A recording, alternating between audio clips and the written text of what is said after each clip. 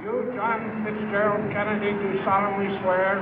I, John Fitzgerald Kennedy, do solemnly swear. That you will faithfully execute the office of President of the United States. That I will faithfully execute the office of President of the United States. And will, to the best of your ability. And will, to the best of my ability. Preserve, protect, and defend the Constitution of the United States. Preserve, protect, and defend the Constitution of the United States. So help you God. So help me God.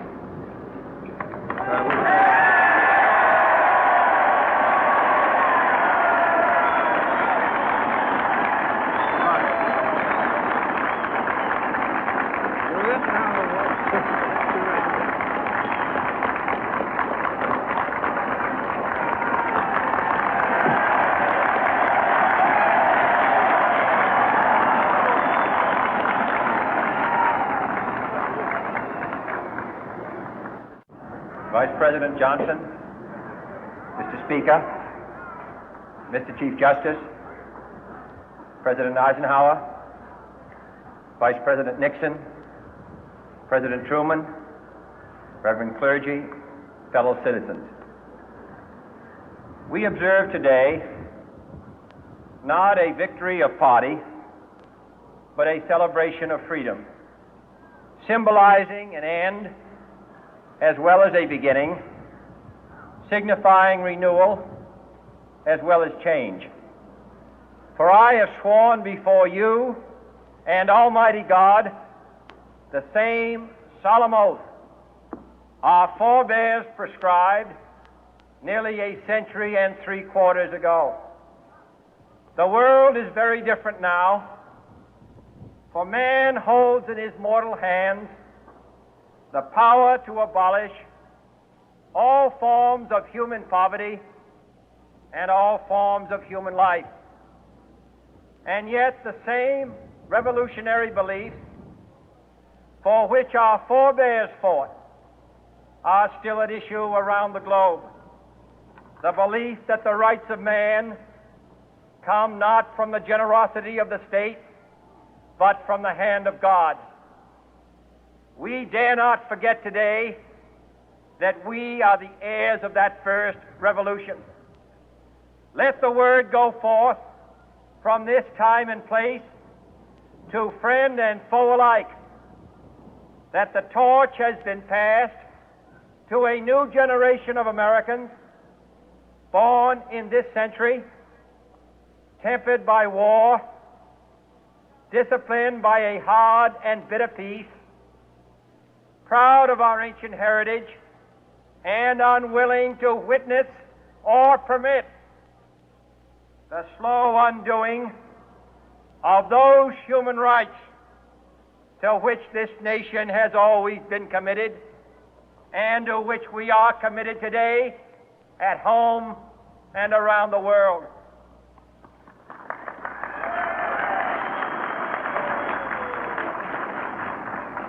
Let every nation know, whether it wishes us well or ill, that we shall pay any price, bear any burden, meet any hardship, support any friend, oppose any foe to assure the survival and the success of liberty.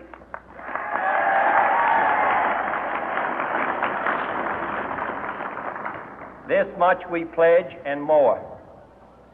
To those old allies whose cultural and spiritual origins we share, we pledge the loyalty of faithful friends. United, there is little we cannot do in a host of cooperative ventures. Divided, there is little we can do, for we dare not meet a powerful challenge at odds and split asunder. To those new states whom we welcome to the ranks of the free, we pledge our word that one form of colonial control shall not have passed away, merely to be replaced by a far more iron tyranny. We shall not always expect to find them supporting our view, but we shall always hope to find them strongly supporting their own freedom, and to remember that in the past, those who foolishly sought power by riding the back of the tiger ended up inside.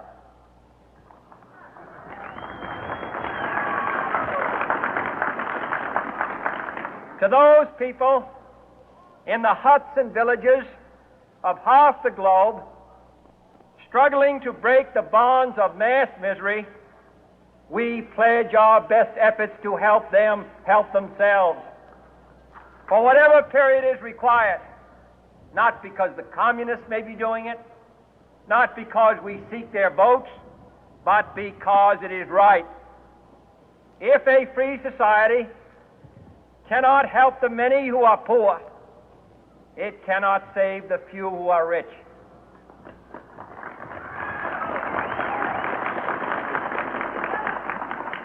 To our sister republics south of our border, we offer a special pledge to convert our good words into good deeds, in a new alliance for progress, to assist free men and free governments in casting off the chains of poverty. But this peaceful revolution of hope cannot become the prey of hostile powers. Let all our neighbors know that we shall join with them to oppose aggression or subversion anywhere in the Americas. And let every other power know that this hemisphere intends to remain the master of its own house.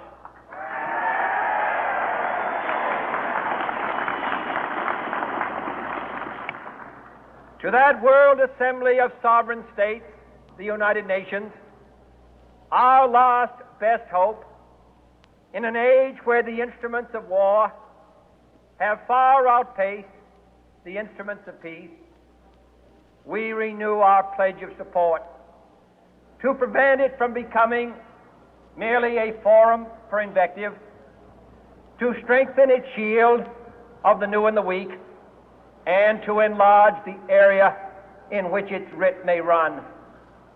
Finally, to those nations who would make themselves our adversary, we offer not a pledge, but a request that both sides begin anew the quest for peace.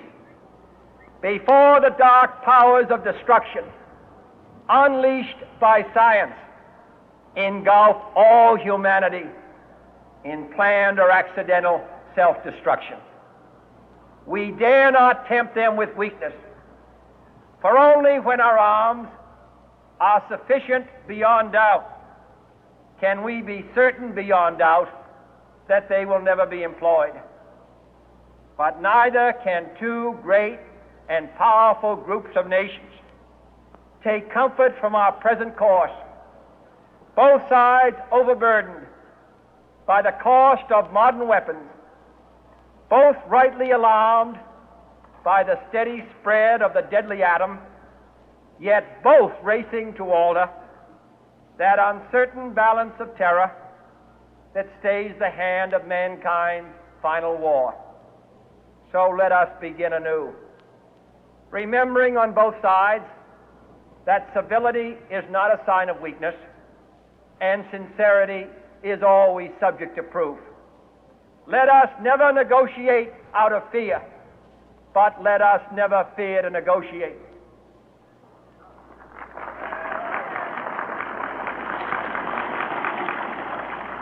Let both sides explore what problems unite us, instead of belaboring those problems which divide us. Let both sides, for the first time, formulate serious and precise proposals for the inspection and control of arms, and bring the absolute power to destroy other nations under the absolute control of all nations.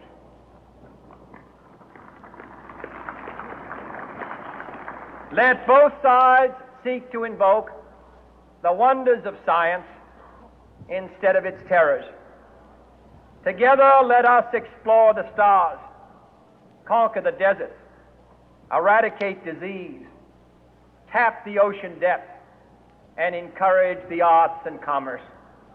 Let both sides unite to heed in all corners of the earth the command of Isaiah to undo the heavy burden and let the oppressed go free. And if a beachhead of cooperation may push back the jungle of suspicion, let both sides join in creating a new endeavor, not a new balance of power, but a new world of law, where the strong are just and the weak secure and the peace preserved.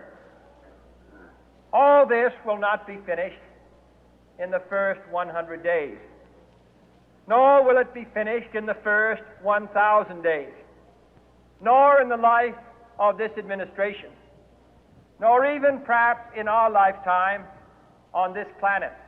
But let us begin.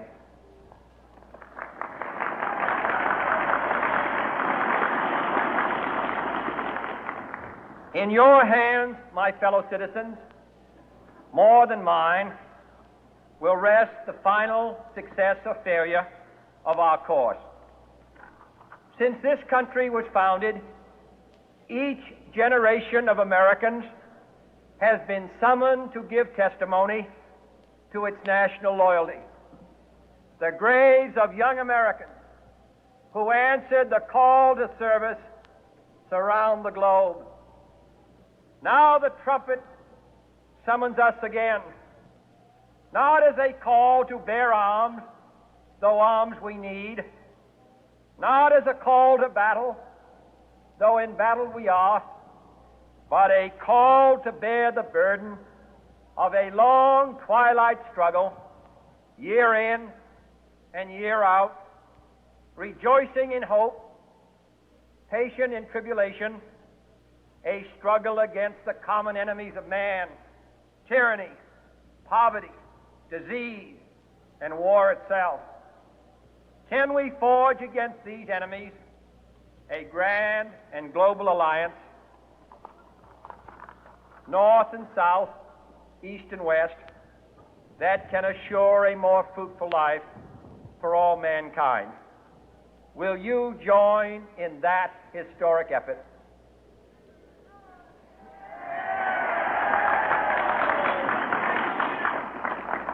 In the long history of the world, only a few generations have been granted the role of defending freedom in its hour of maximum danger.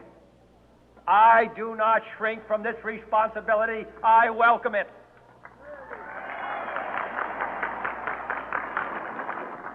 I do not believe that any of us would exchange places with any other people or any other generation